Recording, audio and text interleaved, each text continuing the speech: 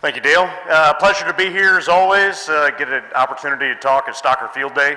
I'm not great with titles, but this title should have been Shade, Why It Matters, Heat Stress, right?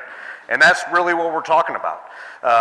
Using different management strategies, different feeding strategies, what it means on how our animals cope with summer months heat stress. How many of you ever seen heat stress in cattle? Yeah, I've got some videos too, I hope they show up. But heat stress is big. Heat stress is a big drain on our industry, and we aren't alone here in Kansas, okay? We deal with it year in and year out, but nationwide we run into heat stress issues. I was previously in practice in Alberta, Canada, and guess what? The first hot couple days, months and weeks in June and July, even up there, major heat stress issues. Something that we battle with all over the world. Right? Some old data, $370 million. I think we're leaps and bounds above that on overall losses within the cattle industry. It's hard to quantify, but we do have a lot of losses. Decrease intake, increase maintenance energy, which is huge. Okay? Feed is expensive. Energy is expensive. We just talked about how much it costs to maintain a cow. Okay, when we're looking at feed costs and cost of gain and value of gain in the background or in the feedlot industries. Okay? Every time that we deliver that feed, it's been hauled several times, and we're putting it in front of that animal to be able to convert that into edible protein, right?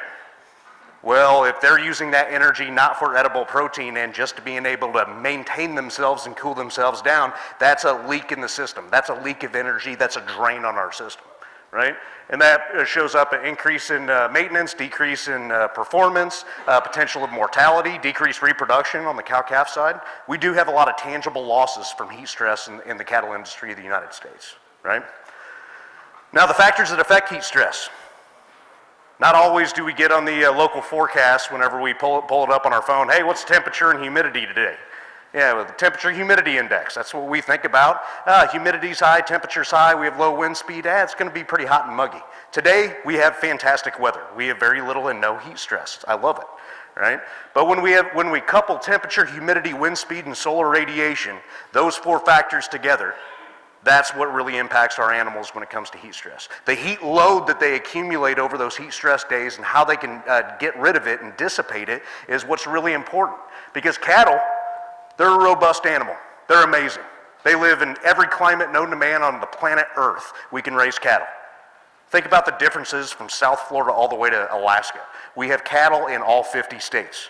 They can handle and they can thrive in a lot of those different circumstances. They can absorb heat during the day. They're pretty inefficient, and I'll talk about how cattle get rid of and dissipate some of that heat, but they're kind of inefficient. But they're able to maintain and they're able to acclimate to this. They absorb an enormous amount of heat during the day, and then they wait for nighttime cooling hours and they blow it all off. I wish I could do that. Because whenever I'm out there, I'm sweating, I'm panting, everything else, and I don't just handle it very well. Okay? Cattle can do it a lot easier than we can. Now, cattle are pretty inefficient when it comes to cooling themselves. Right? Think about a dog, think about ourselves, think about a pig. They're sweating, they're able to use the natural breezes and they wet themselves through sweat, and they're able to use evaporative cooling to get rid of that heat. Well, cattle don't really sweat. They do a little bit, but they're horribly inefficient at it. So depending on species and breed and things like that, we can have a little bit of sweating. But in reality, cattle cool themselves through convection, through the nice cooling breeze, and they cool themselves most importantly through breathing, respiratory evaporative cooling. They use all the moisture on the inside of the respiratory tract to be able to, as they breathe, and think of a dog panting, right? Their tongue's hanging out, they breathe, they're able to blow off some of that heat that they've been able to build up. Similar to what cattle do. Okay, but it does take time.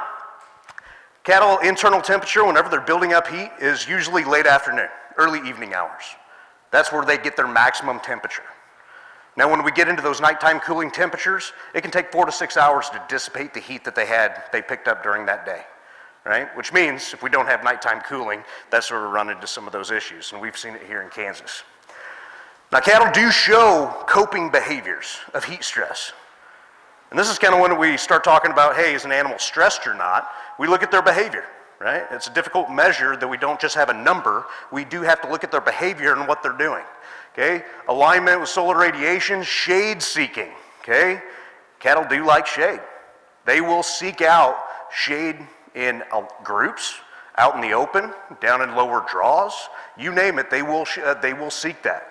Increased time standing, they're trying to get as much breeze to be able to hit their body. They don't lay down and chew their cud, they stand up, they stretch out, they try to get as much breeze to be able to flow through their body to be able to dissipate that heat.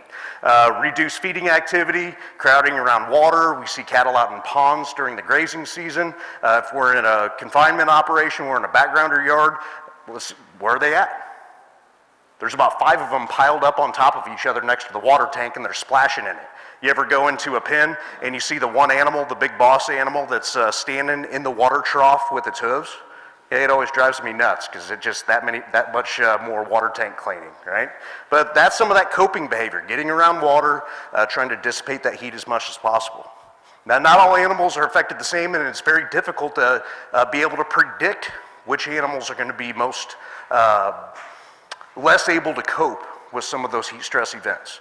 And we can talk about it. Yep, individuals within the group all came from the same ranch, all had the same type of health, brought up, they're performing, they stand at the bunk, they all look exactly the same.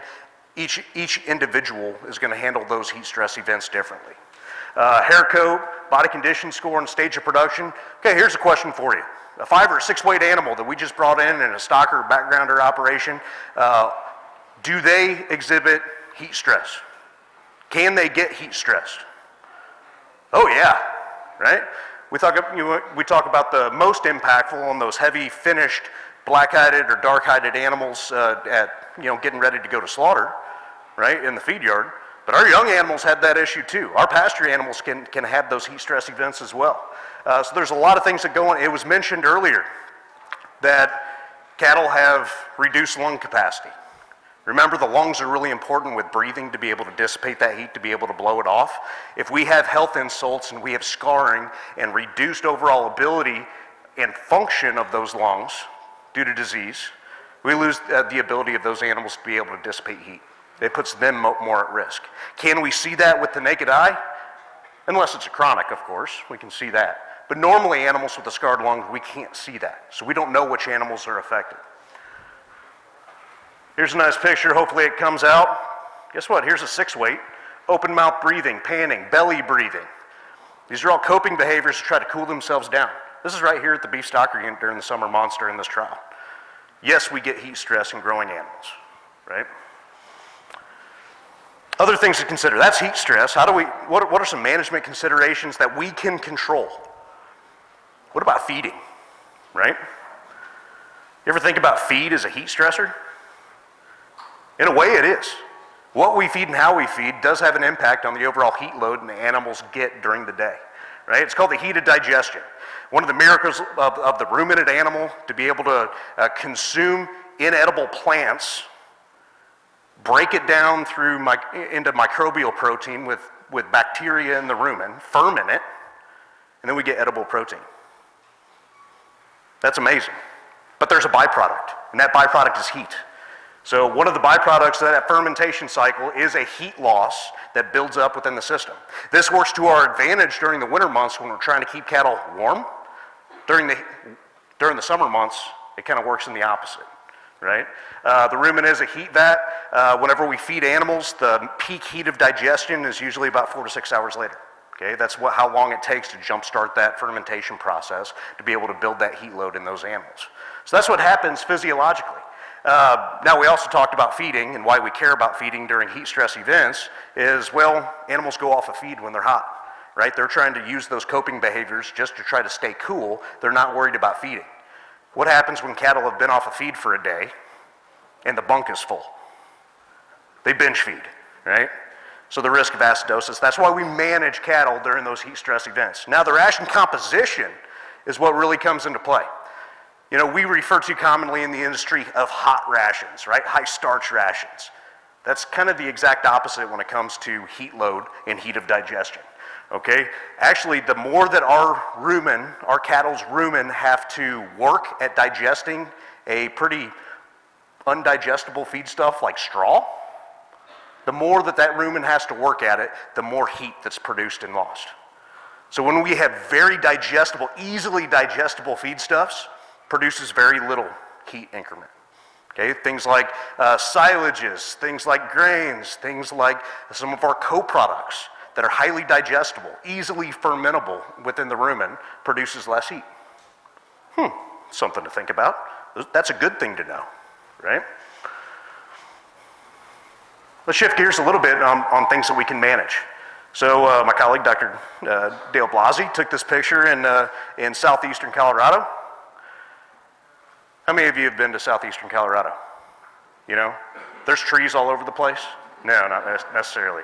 Out in the wide open, not a tree in the entire section, and a group of cows are out there, and it's a hot, sunny day, not overly hot, but they're uncomfortable. They're feeling the solar radiation, maybe the wind's not blowing as much. They're feeling some of that heat stress. Their coping behavior in that pasture setting is to get to a more comfortable location. There is one telephone pole every 75 yards, and guess what are backed up underneath that one beam of shade? Cattle do have an amazing shade-seeking behavior, and if we're going to increase cattle comfort, to increase their productivity, to decrease those stressors, sometimes we have to take a step back and understand what are our animals trying to tell us through their behaviors, right? Shade-seeking. So what about shade? Shade's an amazing thing.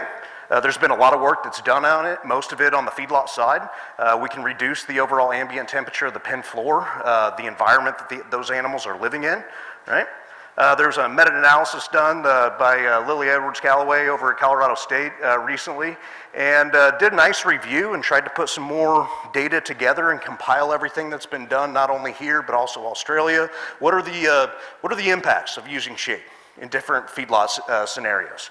And more often than not, increase in feed efficiency, average daily gain, finish weight, hot carcass weight, dressing percent, and marbling. Well, that's a good thing, right? Especially during some of those scenarios. Now, what about backgrounding and starting cattle? It's pretty common in the eastern part where we have the eastern part of the United States where we have high humidity and more of those heat stressor events. It's more common to see some of those shade. But what about here? What about Kansas? We don't have any very good data. We don't, right? That's why we embarked on this. We embarked on a trial that's 2 years in the making. We were able to obtain funding. We had some partners. We had some industry sponsorship that came in to be able to support this project. But here's the beef stocker unit. And I don't know if you can see these big pods, but all of these shade structures that are here behind you and you may have parked under, we're in between all of our pens, and we're trying to separate these things. We're growing on our previous limit feeding strategies that Dr. Blasi's been doing for a number of years, incorporate the efficiencies and the good things about limit feeding a highly digestible, higher energy ration, and then incorporate it. How does that impact physiologically with heat stress, and couple it with shade? Let's see what happens. And that's what we've done over the last 2 years. And that's what I want to share with you. So heat stress, yes, we're trying to improve cattle comfort. We're trying to improve the efficiencies of these animals to better cope, so we are getting more efficient use of the nutrients that we're putting into those animals. Ultimately, that's what we're trying to do. When I'm talking the different feeding strategies, the limit-fed high-energy ration versus an ad-lib high-forage ration, okay, for more of the low-growth, starter, traditional type of backgrounder or stocker type of feeding, right? And then shade or no shade. And to our knowledge, this has not been done before. And that's what we're trying to accomplish here, is getting some real up-to-date information on both of those strategies, both used together and separately, to get you better information on how that potentially can impact your operation. Over 2 years, we repeated this trial twice. We wanted to make sure that results of this trial were real, that we were able to repeat the results. We have good statistical power. Over 2 years, we brought 852 black-hided heifers from relatively the Midwest here locally, brought them in here to the stocker unit, and what we set up was a 2x2 factorial, which is a fancy thing, meaning we fed 2 different types of rations, and we had shade and no shade. Okay, so we have 4 different treatment groups, essentially, and we had 10 replicate pens per treatment. One great thing about the beef stocker unit is we have 40 pens, and we're able to replicate that over 2 years, so we're getting some good power from this information. The cattle that were limit fed, we did limit them to 2.2% of their body weight, and it was adjusted on a weekly basis. Now, since we fed 2 completely different diets, we have to account for that in our results. So at the end of the 90-day trial, for a week, we fed them the same type of ration to make sure we get rid of the shrink differences, right? We get rid of the fill differences. So we get kind of real results to be able to compare it between those two. Panning scores. I'll talk about the individual here after a little bit that took all these panning scores. But panning scores is a good measure of comfort, right? What is their coping ability during that heat stress event? When they get hot and they start showing increasing respiratory rate to try to blow off heat, we took panning scores at 3 different time frames when things were hot, and the scores were 0 to 4.5. 0 is normal, 4.5 is there's that open mouth, panning, neck extended, severe heat stress trying to cope. Another thing is water. We wanted a different type of measurement parameter that we haven't done before. And when I look across Kansas, water's a precious resource. How many of you think about water on a daily basis? Who's from the southeast that's having real water issues right now? You just quantity, let alone quality, right? Water's real. Water's a resource that we need to manage and manage into the future. We did invest into some municipal water meters we put in each one of the cattle waterers throughout the 40 pens where we can measure individual pen usage of water. Okay, to start putting that parameter as a real outcome on some of our trials, and we use that pretty heavily with this trial. We also utilize these shade structures, these super shades that we were able to partner and donate, that were donated from Strobel Manufacturing. I'm sure some of the folks from Strobel, are they still here? Over here, absolutely. So really want to shout out and thank them. So if you have questions on some of these shades, by all means, please speak to them about that. So that's what we used. The diets, obviously, our 45 is low energy, 60 is high energy. That's net energy again. So just think of it as highly digestible, lower digestibility, and more roughage, right? So kind of energy basis on that. Stats, ran everything through. Let's talk about results. Okay, this is really busy. I'm going to walk through. Some people like numbers, some people like graphics, and I'm going to show you both. So what we found over 90 days, okay, so this is low energy, high energy, no shade, shade. Very significant differences, okay? Let's talk about shade first. Just with shade, regardless of the way that you feed, we did see an increase in average daily gain, an increase in feed efficiency, so less feed per pound of gain, right? So that's a good thing. Lower numbers are a good thing on that. And that was significant through shade and no shade, but even through our limit feeding. Dr. Blasi and his group has been doing limit feeding for quite some time. The increase in feed efficiency has been pretty drastic. I mean, just think about the composition of that ration. Less pounds going out, that's more energy dense, they gain better, okay? But we also have an average daily gain difference. Okay, these were all during the summer months of July, August, and September. During heat stress with black-hided heifers, we had those heat load events. These animals did have those issues, okay? And within these feeding practices and utilization of shade does make a difference. Just to show this, average daily gain, I know this is a little, I'll kind of walk you through. No shade, low energy, shade, energy, okay? So even within that, limit feeding, we get better average daily gain. When we're at high energy, guess what? Shade does a little bit more. So shade impacts average daily gain as well as limit feeding separately. Okay, we didn't have an interaction there, but both of them do act independently and are very effective at increasing growth. The same goes with feed to gain. Okay? We are making these animals more efficient whenever we change the feeding mechanisms and give the opportunity to utilize shade within those feeding pens. Okay? What about water? Okay? Water consumption on a pen basis. Now, this is on a per animal level. But if we look at low energy with no shade, getting upwards to 12 gallons of water a day versus our limit fed rations at under 10.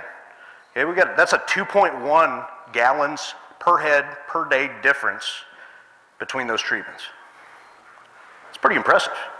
And when we look at it and we break it all the way out, if we just look at the impact of shade, regardless of the way that you feed, it's a little over a gallon a head a day, okay? And if we just limit feed, it's just under a gallon a head a day. So both of those, both the feeding practice and the utilization of shade will reduce the needs and the usage of those animals and their water consumption and water overall usage, whether they're splashing it out of the pen and then anything else, but pure water usage is reduced. What about cattle comfort? What about panning scores? Why don't we go through all the effort to take a look at all of these different animals, 3 head per pen, out of each and every pen, 3 times a day during those heat stress events? Okay, does the shade make an impact? Absolutely. We do increase the comfort level at the pen level of these individuals throughout these periods of time that we have heat stress. Okay, so the no shade, those are higher levels or higher panning score means higher respiratory rate and a bigger opportunity or a bigger energy expense of that coping behavior to try to cool down. Okay. Now this is just some cool data. Some of this information, these were some SCR tags, so we get to see activity level and rumination level. Many of you may not find it as cool, but it's a really busy map. But just what I'll show you here quickly is rumination, how many times they have to chew their cud and swallow it back down, has to do with digestion. Well, if we have a really digestible feedstuff, do they have to ruminate as much? No, they don't. So these lower 2 bars that are consistently lower than the other ones, that's our 60 NEG diet. Higher digestibility, they don't have to ruminate as much. It's easily passed through that system, okay? As for activity, it kind of coincides with the same thing. When we feed these limit-fed rations, it's pretty cool. We feed them once a day, 7:30 in the morning, and guess what? We dump out the feed. They consume their daily allotment of energy and all their requirements within about 4 hours, 4 to 6 hours, they have those bunks clean. We don't have the wastage and the hay and everything else falling out of the bunks, so they're able to use that pretty readily. So what does that mean for the rest of the day? Well, they're milling around the pen. What about these shaded animals, the shaded 60 animals, that they have pretty high activity even during the hot periods of the time that the other animals had a lot more heat stress. Their activity level is much higher because they have less coping behavior. Okay, they're not just standing there trying to cool down, they're exhibiting normal behavior during those periods of time. Okay, so quick discussion and overview. Increase average daily gain with limit feeding and shade. Shade by itself can increase average daily gain about 7%. Okay, over non-use of shade. Limit feeding increase average daily gain about 4%. Feed to gain reduction, okay, improvement of feed efficiency. Just utilizing shade still increase feed efficiency by 3%. Now our limit fed versus high roughage ration, obviously there's a huge increase in feed efficiency because it's a denser product, right? So that's 30% difference, which has been very consistent with what Dr. Blasi's group has found over the last several years. Okay, water reduction. Okay, again, shade a little over a gallon, limit feeding about a gallon. We're saving water. Panning score, reduced with shade, we increase the cattle comfort during those heat stress events because it's the less coping behavior. Okay. Let's go a little bit deeper. Okay, let's talk about limit feeding just for a second. Okay, fecal output. When we have a higher digestibility product that we feed to those animals, more of it gets deposited into that animal through lean tissue and fat and growth. We get less fecal output, right? So limit feeding these rations compared to the ad lib high forage rations, we can reduce. This is not from this study, but a previous limit feeding study utilizing the same rations, reduce the fecal output by up to 60%. Now we found here, economically at the stocker unit, we can basically add on a per head per day basis about a nickel. It costs about 5 cents a head a day of manure handling and hauling. Okay, that's a real substantial cost.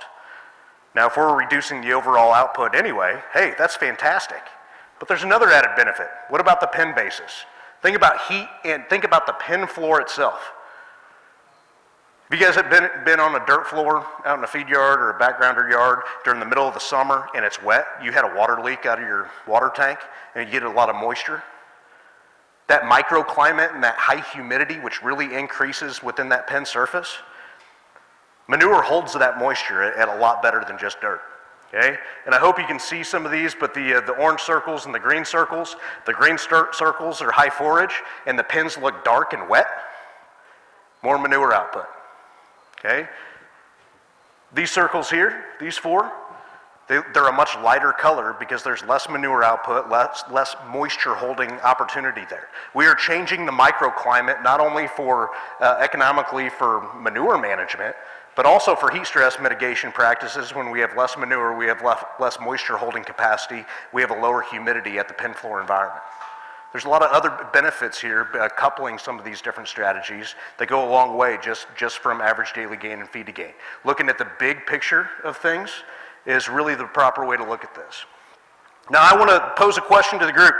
How much do you pay for water? Okay? And there's not a perfect answer. If you're pumping water or anything else, that's not an easy question to ask. But one thing I can put numbers to is something that we're doing right here. We're hooked up on rural water. We have to pay for water, right? And it's publicly available. You can get on the website and look at Kansas Rural Water Association and see what the price is in your local location and to try to see what does water cost us, right? And here in Riley, Kansas, it's about $210 per 20,000 gallons. So let's put it on what we just did, right? Using some of the raw numbers, say tomorrow I bring in 500 head and I'm gonna feed them for 100 days here at the beef stocker unit, okay? And I'm gonna compare either my high forage, low energy with no shade versus I'm gonna use shade, I'm gonna use limit feeding, I'm gonna change some of these practices. Okay? Not only am I going to have the increase in efficiencies, increase in average daily gain, reduce fecal output, all of those different parameters, what about the water savings? Doing nothing else, just the water savings. Well, it's about 2.1 gallons per head per day. We put that over 500 head over 100 days. We're looking at a little over $1,100 in cost savings doing nothing. Okay? That's a tangible cost. How many of you ever thought about how much you pay for water? Until you have a water leak and the bill's through the roof, right? We've had that before, but it's real. Just using limit feeding, we can save a little over $600 on that group of 500 head over 100 days. Turned a couple times a day, that's real. There are other tangible costs we need to start putting into the equation because water is a critical resource for us here in Kansas. Big thank you, National Beef Checkoff for our initial funding. Strobel Manufacturing to be able to allow us to use these shade structures. They've been amazing to work with. Thank you very much for the utilization of these sunshades. The KSU Beef Stocker team, best team in the world as far as I'm concerned, okay? Dr. Blasi, Bill Hollenbeck, at the helm, the group of graduate students, undergraduate students, second to none. Most importantly, I do want to thank soon-to-be master, DeBoard, Zach DeBoard over here. Give him a hand. Has been in charge of this project for 2 years. Has been a phenomenal graduate student. There's not enough positives I can say about that young man. Very hard worker, very dedicated. He's done an amazing job with this project. So big thank you to you, Zach. So with that, I'll open it up for questions. If not, we can finish up today so we can get to the nut cutting. Yes, sir. Yes, the animals are fed once a day. Both rations were only fed once a day at 7:30 in the morning regardless. Because of the heat, why not the evening? So good question, because usually it's hot in the day and we send the whole crew home. They finish up all their work as soon as possible and they get home. So when we look at it physiologically, hey, do we want to 4 to 6 hours, they're still during the heat of the day? They eat when it's cool in the morning. It builds up during the day. One of the more concerns is really late in the afternoon. If we can push that heated digestion to couple that in the evening hours. Usually we're doing that if we're feeding twice a day. We try to push that second feeding, basically at the early nighttime hours to be able to push that amount during the overnight feeding hours. So no, we fed at 7:30 in the morning like clockwork.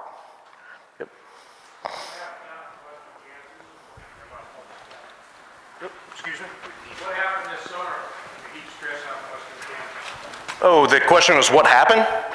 Yeah, so we had a true weather event. I talked about the 4 different factors of temperature, humidity, wind speed, and solar radiation. We had a pocket in Western Kansas and that entire region that, very rare, wind shut off, we had a temperature spike, humidity was relatively high for that region, and not a cloud in the sky. And if you look back, and I have the data, shared it in a number of different places, but when you look at temperature humidity index, it was about a 101. When you look at the cattle comfort index, that takes into account those 4 parameters, we had a cattle comfort index of 126. That was an extreme event. More importantly, it was not a single day duration. We actually had heat bursts in the overnight hours that we had 0 nighttime and actually increased heat in those animals, heat load, for about 3.5 to 4 days. And then it slowly trickled out over the next week. So we had a very extreme situation in western Kansas in June. When we couple that, it was the first heat load event that we had this year. Okay, we had cattle, talked to a lot of folks, recent northern cattle that just got shipped in. We had a very mild, pretty moderate spring. We did not have time to acclimate cattle. Okay, it was a very abrupt change, and cattle can only cope so much. Yep.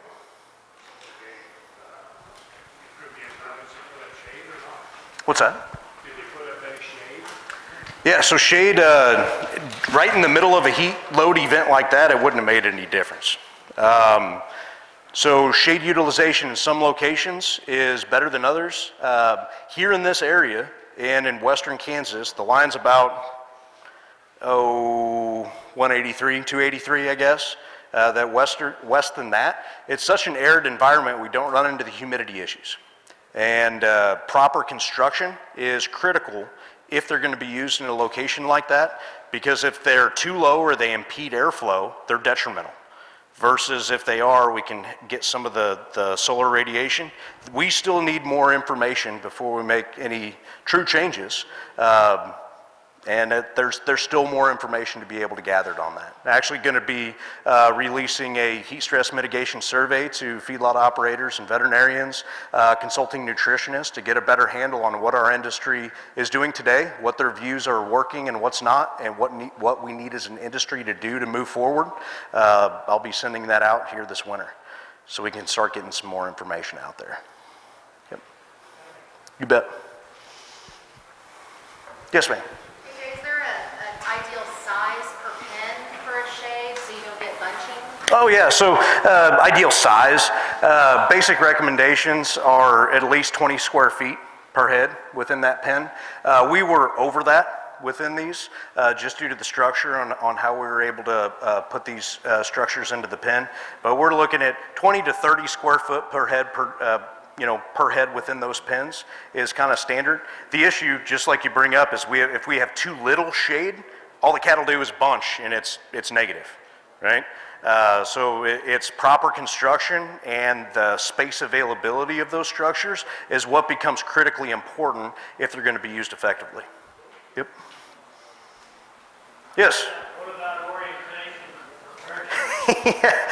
Thank you. Orientation. And if we're going to put up shades, these shades, they're stationary and they're square, so we can actually do it. But if you've seen some feed yards where they that do utilize shade, and when I worked in deep South Texas, they were set up well, and would they actually go down the entire feed alley over those pens? Well, if they're set up in the wrong orientation, and some of this has to do with yard design. A lot of these yards weren't necessarily set up for to be able to string some of those sunshades, but we want that shade to move across the pen during the day, right? So where does the sun rise and sun set? East and west. We want that shade to be able to move across that pen. If we set up in the wrong orientation, well, all the cattle sit in the middle of the pen and they just waller out a big mud hole, okay? Because they stand in the same location all day. So that's what we want to try to avoid.